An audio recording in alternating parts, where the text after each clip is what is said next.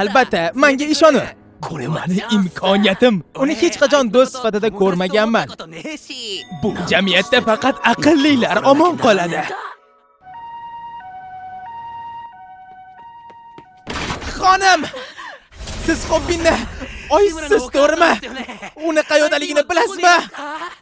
Haligi san kimsan o'zi? Xobbin o'rtog'immi? Bunga vaqt yo'q. Hozir aytmasangiz bo'lmaydi.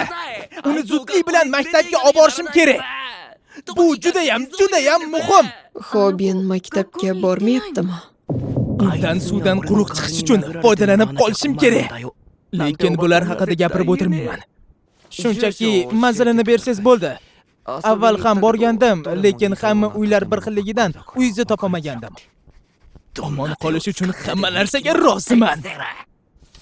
Mana ol. Va nihoyat niyatimga yetaman. Uni avrab maktabga olib